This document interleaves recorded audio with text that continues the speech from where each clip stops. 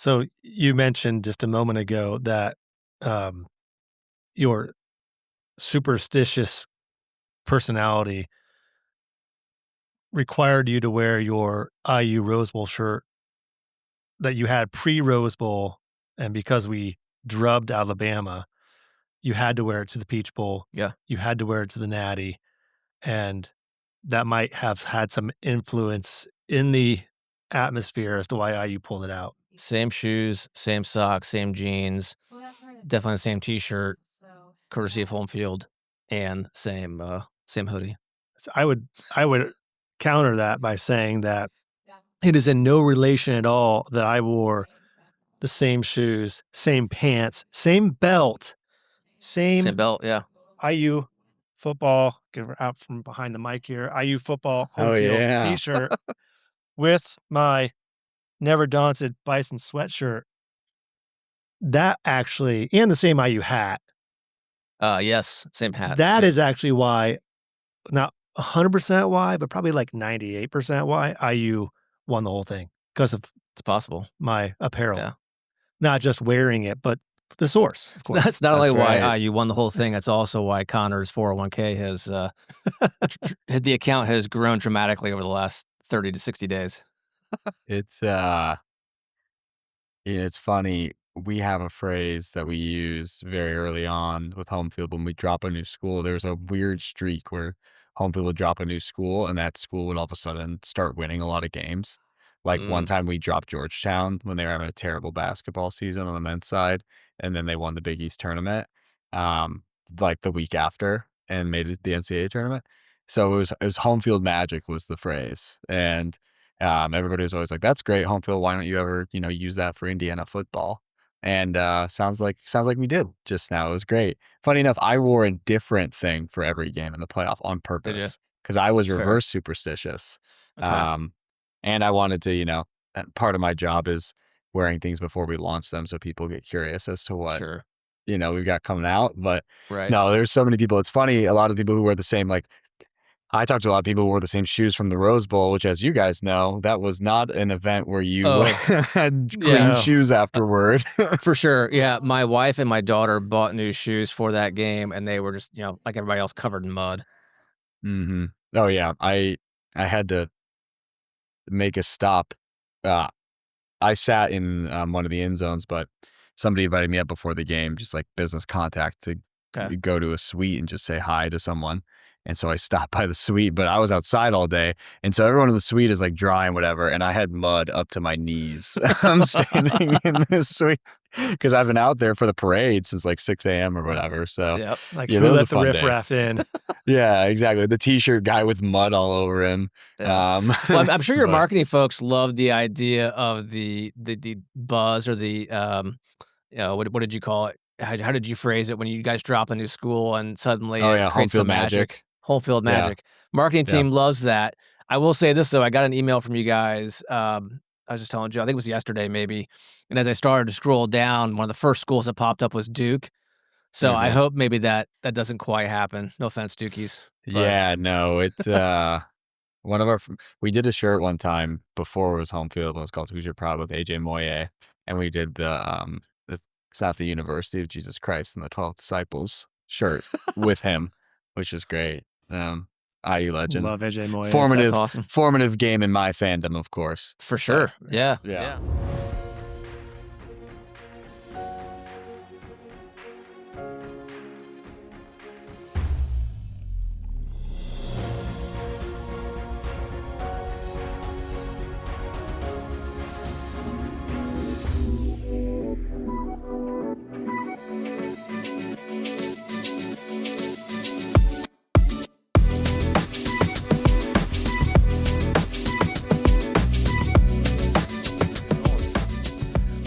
Hey guys, welcome back to another episode of the Industrious Podcast. Thank you all for joining us from wherever you get your podcasts, or if you are joining us on the Accessa YouTube channel, thank you for tuning in. We appreciate it. While you're there, hit that little like button, hit the subscribe button if you haven't subscribed. I'm sure there's a few of you out there who haven't, so we appreciate that. You didn't have to go to IU to do that. All schools are welcome. So provide a little... Except Ohio State and Purdue. Well, okay, maybe except for those two. Yeah. But regardless, hit that subscribe button. We greatly appreciate it. All right, special guest today, and I say that because not only are we all from the same school, we're all from the same alma mater. That would be IU if you've been lost for a while. But one thing I like about Connor, he is the epitome of being industrious, taking that side hustle during school and growing it, and we'll let him tell you the rest of the story. It's pretty awesome. So Connor Hitchcock from Homefield, welcome to the Industrious Podcast. Yeah, thanks for asking. Thank you guys for having me. If I could talk there, geez, excited to be here and talk more with you. Awesome. Well, Connor, why don't you give our listeners and viewers kind of a little background history on who you are and how this all got started? So I did grow up IU fan my whole life. My folks met there. Actually, they met because my dad was a bouncer at what is now called Upstairs, then called Hooligans. Yeah. And my mom got in underage that evening to set bar, and that's how they met. And I was always told that they met at sorry, the library. They're barking, and yeah, literally the library. Studying at the library. yeah, and then I grew up, moved around the Midwest a good bit, but spent most of my childhood in Carmel, and so every kid at Carmel High School's parents all went to school together at IU, as is custom, and that's where one of my friends was like, when I was 18, they're like, "Hey, didn't your parents meet because your mom got into a bar underage?" And I was like, "No, they met at the library." And then I realized, and then in saying that, I was like, that's actually probably how they met. Probably, yeah. So what year did your parents graduate? My mom would have graduated in 87. She was in a class with Keith Smart. Nice. So okay. That worked out well. My dad was getting his MBA at the time there too. So yeah, I grew up loving IU basketball and football. Like I remember the first football player I really fell in love with was Randall L. Because it was like watching a video game, right? Like the stuff he would do was just outrageous. And so then college, I go to IU and didn't really know what to study, but I was like, want to go to IU, and got into Kelly. So one of those things that's like, it's a good thing to have, I guess. It's a versatile degree. I like marketing the more I was there. So I decided to study marketing. And then when I was in school, I just, for whatever reason, mocked up like these sticker ideas that were just like localized stickers, Bloomington, Indianapolis, what have you. And I would go door to door in Bloomington, just trying to sell them to like local shops, like outdoor type shops or boutiques or whatever. And on the weekends, I'd come home, I'd go to Mass Ave or Broad Ripple, and I got 30 or so stores carrying these stickers, and they were selling well. They asked for shirts, and I went and figured out how to make shirts. Just taught myself how to screen print in my apartment, just using YouTube, and I would go use supplies off a local screen printer in Bloomington. And yeah, it was just like a fun thing. It wasn't anything crazy, but it was enough gas money to go visit then girlfriend, now wife, Krista, who went to school in Oxford, Ohio. Yep. So I have no design background of my own, but Krista does. And so I would just, I had some concepts, and I'd ask, "Hey, can you help mock this up?" And she'd mock it up and take it to these stores, and, had a little Shopify site I set up in college. And then my final year in school was 2015, 2016 football season, or really 2015 football season, graduating 16. And it was, that season ended, if you recall, in the Pinstripe Bowl when we lost to Duke on a field goal that looked like it was good. That was 100% good. It was called 100% good, yeah. And so I made a shirt based off of that. It was a terrible design, but it said the kick was good. And it took off on the Indiana internet when we launched it. And it got me an intro to IU licensing. And so at this point, it's August of 2016 because we launched the shirt, the first day of the subsequent football season. Yeah. I'm working full time at a company called One Click on the South Side, and One Click was an eyewear retailer primarily direct to consumer. They were doing some pretty great stuff in the D2C space. They were acquired in 2018 and rolled up into FGX, Foster Grant. But so by day, I was learning how to sell products on the internet. And by early morning and night, I had this little side project called Who's Your Proud, where I was screen printing t-shirts and then taking whatever money I was making and then putting into marketing to just learn. I was learning about my day job, but then also, learning within the internet just how to sell products. So, in those early days when you're doing the stickers and then ultimately into the t-shirts, any issues with licensing, or you're like, I don't even know what that is. I'm just going to print up whatever. And then if I get caught or someone sends me the cease and desist letter, it is what it is. Yeah. So for the Kick was good. It technically didn't require licensing, but I wasn't doing anything sports related then. Okay. And then once that shirt came out, somebody's like, hey, you should, the mutual contact was like, hey, I know the person who was licensing at IU at the time. And so I met this woman, Val, who ran licensing at the time. She was at IU for a long time and ran licensing and then sponsorships. And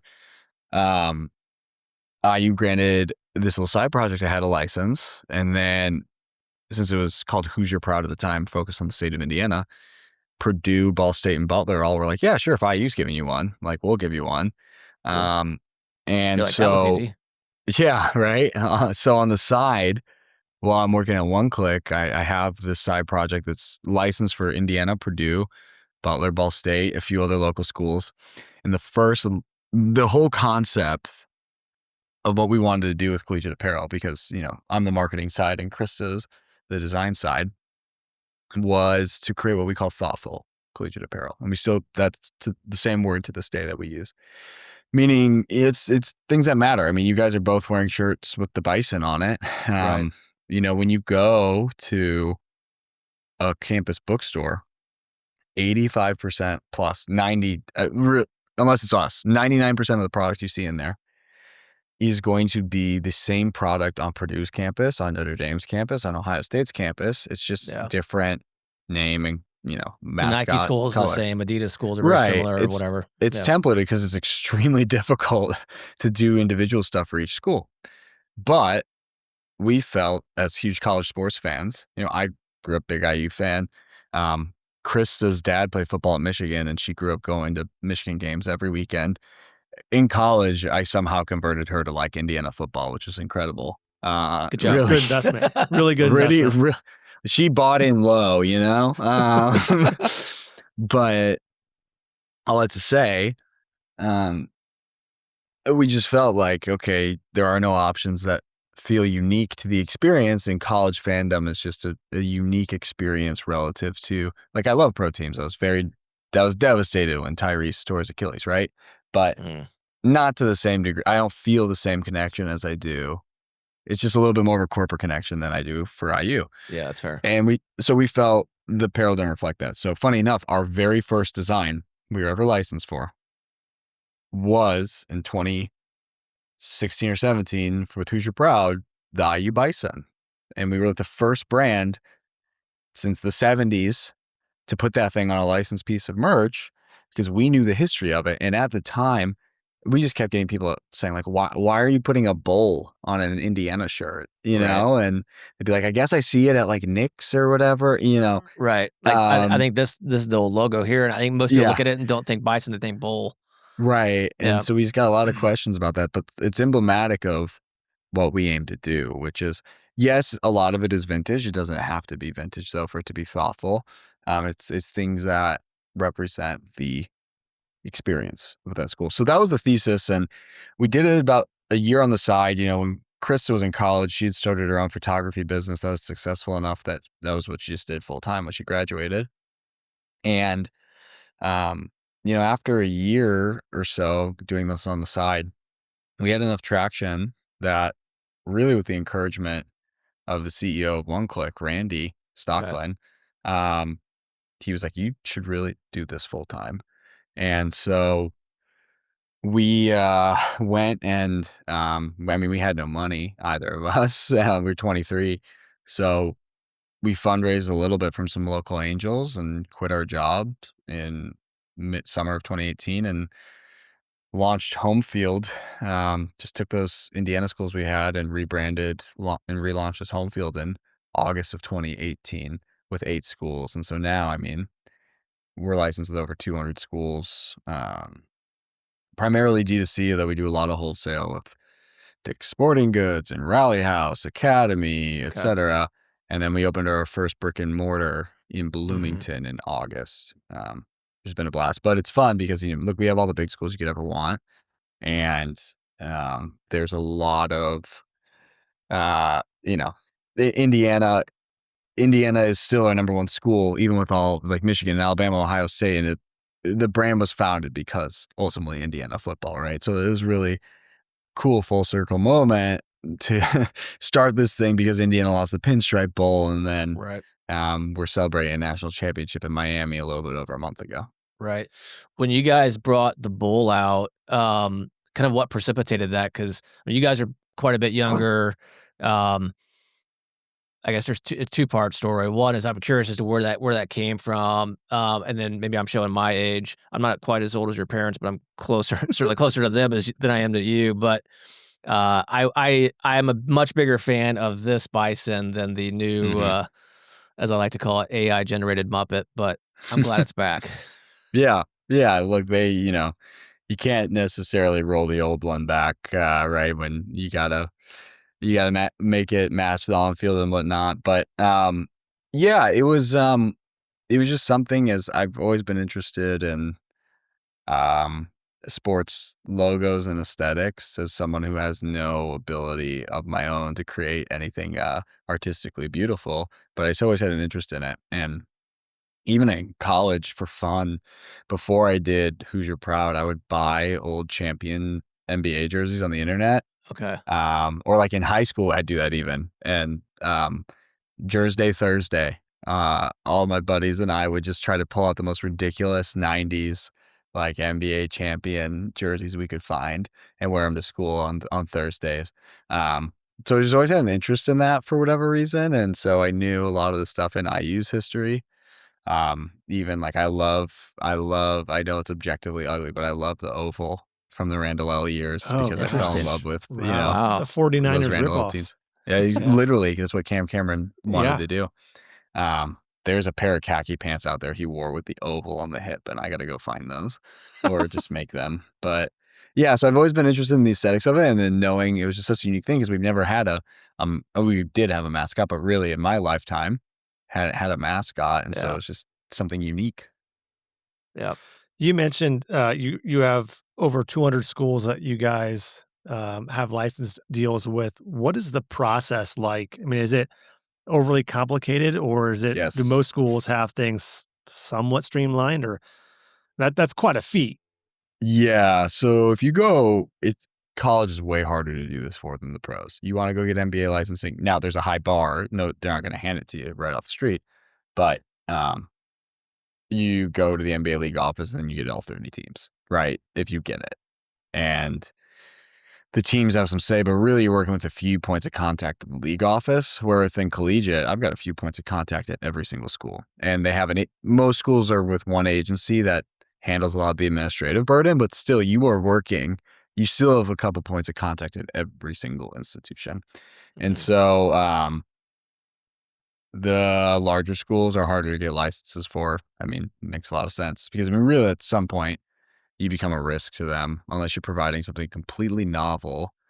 If they're making $5+ billion a year in royalties, even if you do a bunch of great sales, even if you do 6 figures in sales, that might only be $20,000 in royalties to them. So unless you're proving something new, they're not going to risk their brand over $20,000. So you really have to show them what you're bringing to the table. And for us, we thought the design was enough, and for many schools it was. But what really put us over the top for these schools was our marketing around the products. And in 2020,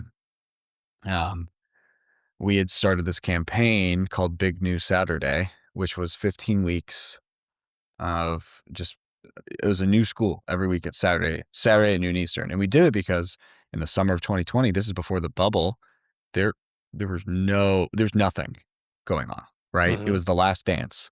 And that's actually how we came up with Big News Saturday, was that one, what, I forget now what night of the week of the Last Dance came out. Sunday night at like 8 p.m. I would look forward to it all week, the Michael Jordan documentary / propaganda film. Yeah. And it's, I would wait for it all week. And then we'd sit down to watch it, and I'd be on my phone. And Krista, my co-founder wife, would be like, you waited all week for this? And then why are you not paying attention? And I was like, well, no, everybody's, online. There's like this communal experience on Twitter, like making jokes about like the security guard with the Jerry curl doing the Jordan shrug, or, all that kind of thing, and making content around it. And so we recognize, that's of course what people do for sports.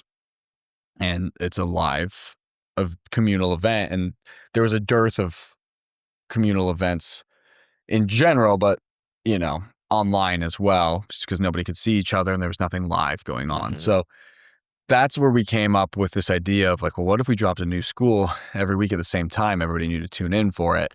And we make it could be something that you treat it like a live sporting event because there's nothing going on. So the first couple of weeks we had really fun schools like Tulane and Hawaii, and some great products that are just unique, and people love the colors and all that good stuff. And then eventually, all these big schools started coming to us because, they had no royalties coming. Nobody's going to the bookstore, and they were willing to take more risks, and they saw the traction that we were getting online. Or, honestly, sometimes their inboxes were being blown up with people being like, please give Homefield a license for our school. Like I remember one time waking up Sunday morning and my phone was like going nuts because there's a tweet from the TCU athletic director that said, don't worry, Horned Frogs fans, we've reached an agreement with Homefield, which was news to me as co-founder and CEO of Homefield. But it was just this movement that we built. So the licenses, to the degree we have them, are very difficult to obtain. And, it's not just you don't have a license carte blanche for a school. There's this massive matrix of product categories and distribution rights. And, so even still now to this day, there's some random distribution rights and product category, that we don't have for whatever reason. Yeah. But, and then what a perfect that, storm though. I mean, when your market is actually generating the demand and going to, the school saying, no, you need to carry this line. And you're like, you're taking phone calls at that point to some extent. Right. That's which awesome. was great. Yeah. I mean, we started again with the Tulane in Hawaii and Colorado School of Mines. And the end of that first season of Big News Saturday, we had Michigan and Alabama reaching out to us. Right. Which was pretty cool. Right. So, that's really how it started. But the licenses, you were still, rounding out our distribution matrix, and, there's so much compliance, even down to, every single design you put out there must be signed off on by the school. Yeah. Right. I could also see where, and this may already be happening, I don't know how you track it, but there's a lot of guys out there who have, a hat for almost every MLB team just because they're cool hats, and they don't necessarily have an allegiance to one team or the other, or maybe they do, but they still like all the hats. Now that you guys have some of these schools that aren't your traditional, at least here in Indiana, not the traditional Big Ten type schools, but they're perusing Homefield site like, oh man, that is sweet. It's such and such university, maybe really a small school, but it's just a really cool looking thing. People start buying that stuff just because it's cool merch and they want to wear it. Yeah, exactly. We have a whole subset of people who love it just for the fun mascots, so we'll do drops with like, UC Santa Cruz banana slugs, or the Evergreen State gooey ducks, or Delta State fighting okra, right? That sort of thing. We do. I mean, most people are one. Who doesn't school. like the fighting okra? Right, exactly. It's not offensive to people, right? It's most people are one school, one team buyers, but sure, there is a subset of people who love it. We have multiple people who have purchased from over 100 schools from our website. That's cool. One of whom, Alex Carson's in Illinois. We use him for content all the time. He's purchased from every school, and he's a Michigan grad, and he's even purchased from Michigan State and Ohio State just to say he did it. Wow. Yeah. So you just said you use him for content. Is that Does that mean he's part of your digital marketing strategy? Is Yeah. he producing content behind the scenes, or are you using him as, and I'm just old enough to be able to say I hate this phrase, and you know where I'm going, or do you use him more as from an influencer standpoint? It's more so, a couple of times we've had him record his closet, for like the 5th anniversary of Homefield. We put a lot of content together for like the Homefield birthday celebration or whatever. And, so a lot of our friends in media, we had them there's a lot of more prominent media figures in college football media and other verticals who love Homefield who recorded some videos for us. But then we had Alex Carson's record it from his closet, just to pan and show. It's good content. He's got to have a ton of shit. I mean, oh yeah, he hung them all up and color coded. There's a bunch of people who color code their closet with their Homefield stuff, which is fun. That's wild. So what are your primary social channels that you push content through? It used to be Twitter, because that's where a lot of college sports stuff happened, and it's still every once in a while stuff will go off there. It's not as powerful as a platform as it used to be. I say as I'm calling it the old name. But we in general that is now it's Instagram, and it's for any brand. It's really Instagram. It was already a weird thing in and of itself that it was Twitter to begin with, but that's where college sports fans get a lot of their information. And that's where a lot of the college sports community started, were Twitter and podcasts, the internet communities. And then back in the day, blogs, when people read blogs. So being a bunch of big college sports fans, we're like, well, if our brand is about sports fans and not just I attended this university, that's where we knew they all hung out online. And so therefore we would go find these micro communities on Twitter. I mean, we sponsored the Troy Trojans podcast, the Trojan Wall. I still do, right? Like, and it's got hundreds of listeners, but it was a micro community. They're all big Troy fans, and there was some network effects of getting into the walls, as we like to say there. And so that was our primary strategy, was to just seed a bunch of product. We never asked for posts. We just said, hey, see, you post a lot about Troy. Seem to be a super fan. We'll love your thoughts on this. And then befriending these heads of these micro communities, I always viewed it very interpersonally, like a friend group. It would be like, hey, I know Homefield's a brand, but they're actually kind of cool. Don't worry, they're not just like trying to extract value from you. They're cool in the DMs. They understand college football. And honestly, as a brand, we use Twitter. At first, I straight up used it to develop our brand voice to just be that of a self-deprecating Indiana football fan, which is what I am. But it was disarming to people because they thought it was kind of funny as somebody's out there being an Indiana football fan first. And at the time, Indiana football was offensive to no one. And so they all just kind of like thought it was fun. And it bought us a lot of street cred in the college football, because understanding that college football is not just about Alabama, Michigan, and Ohio State and the race for the playoff, but it's about enjoying the team for what it is. And, one of my favorite memories as an Indiana football fan was winning that bucket game to go 4-8, right? Or the Austin Star game. Nobody, that should register to anyone outside of our fan base as non-important, but there's meaning in it. And so I don't think the brand is it's not at all actually successful as it is if it's not starting with that Indiana football focus, because it gave us an understanding to G5 fan bases or downtrodden P4 fan bases that, no, your experience still matters, even though you're never being talked about to win a national championship. And then all of a sudden we just hired the greatest football coach of all time, and it's fine. But, still, it bought us a lot of validity, and then because people were like, oh, they get it. They understand my experience. And then the apparel backed it up, because we really did our homework on each school when we designed each collection. Yeah. I mean, to your point, you mentioned street cred and how you're self-deprecating IU fan. Like, if this guy is outing himself as an IU fan, he must be a pretty legit guy because nobody wants to out themselves as an IU football fan, pre Kurt Signetti necessarily. It's interesting you say that because any brand across any industry, regardless of how they drive their marketing strategy, whether it be an e-com and they're doing it digitally or just good old fashioned, old school marketing, if they don't have credibility, no one's going to buy into them. Right. Right. And the only way to build credibility is with true, authentic sincerity. This world intrigues me. We now have a e-com aspect to our business that's a couple years old, and just learning the kind of science behind all of it and that shift into a more of a digital marketing aspect.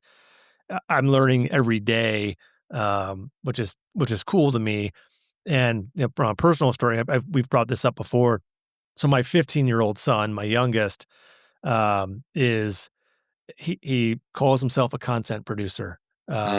He is primarily now on TikTok and Instagram. And 3 days ago, he comes in my room wearing this sweatshirt.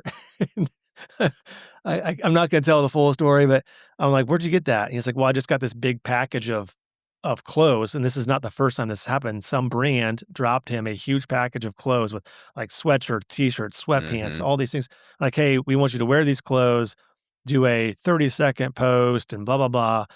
And I've had this conversation with him multiple times. Like, would you wear that to school? He's a freshman in high school, which is like high school is already difficult. Freshman year is definitely like you can't wear the wrong thing to school because it could derail like it's gonna take you a couple of years to get back on track. I was like, well, would you wear that to school? I was like, well, I'd never wear that to school. Like, then you can't post a video about it.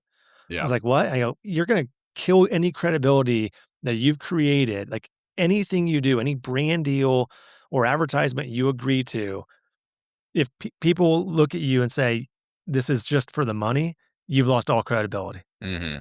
Yeah. Yeah. People have to buy what you're selling, right? Literally. And, for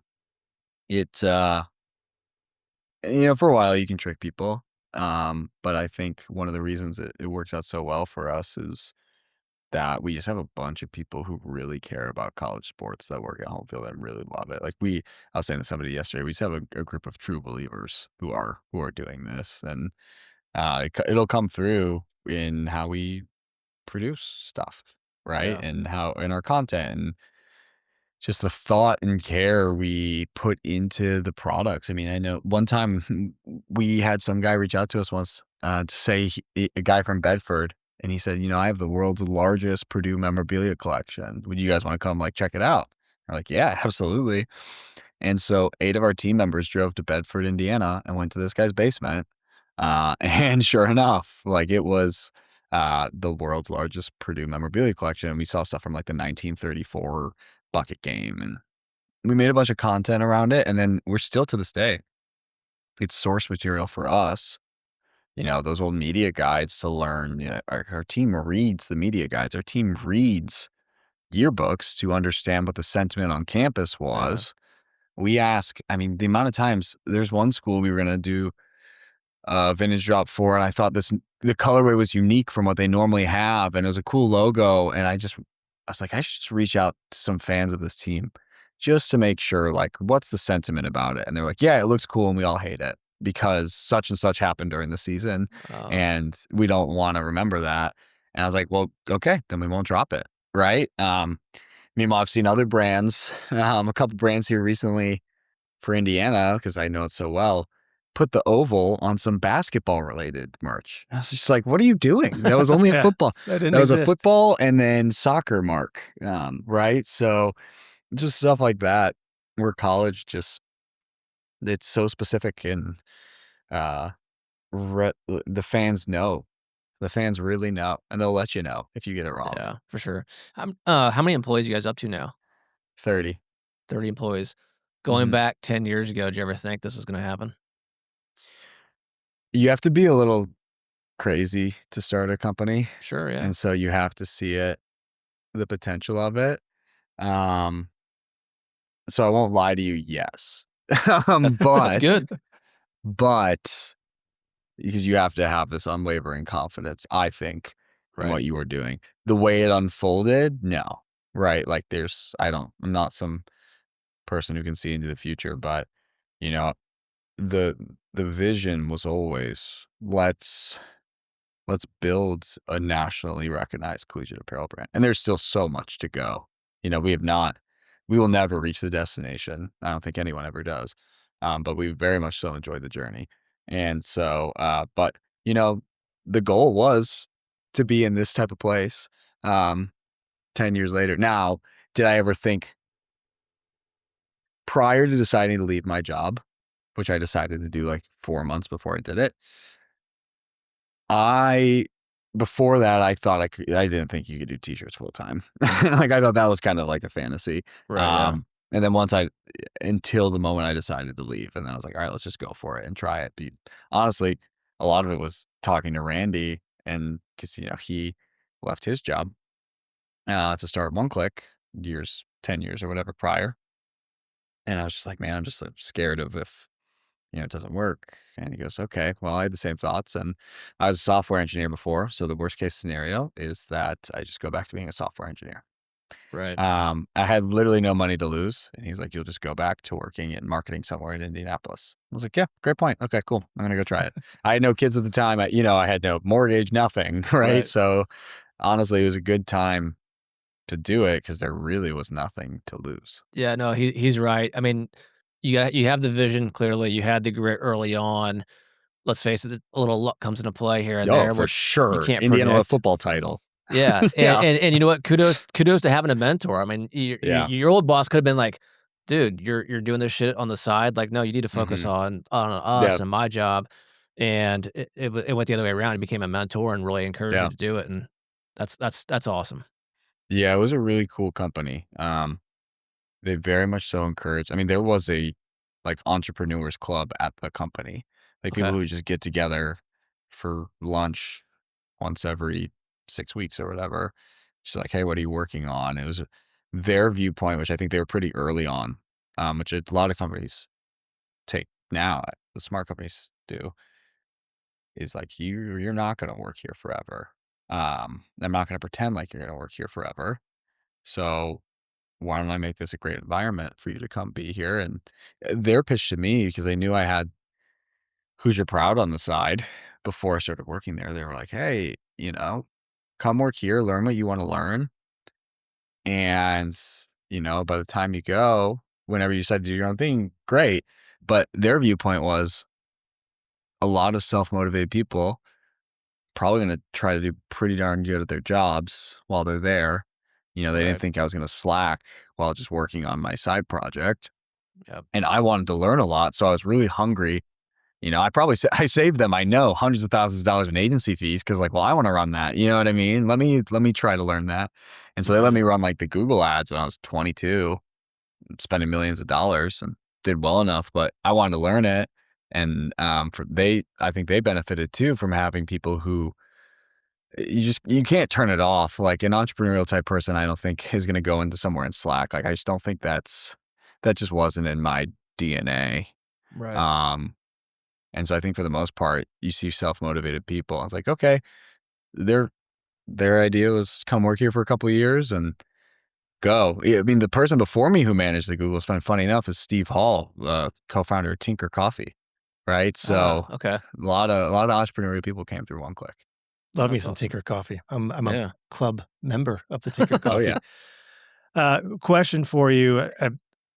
As business owners, I know you can relate to this because some people from the outside looking in may see, oh, you're so successful at this, or you've done really well with that. And then as a business owner, you can say, oh, but let me tell you about all my failures, right? Because I think what you just said, if you just keep going, there are always going to be problems and challenges. We don't quit on those. We just find a solution and work through it. Yeah. And I think successful entrepreneurs are not the ones that fail.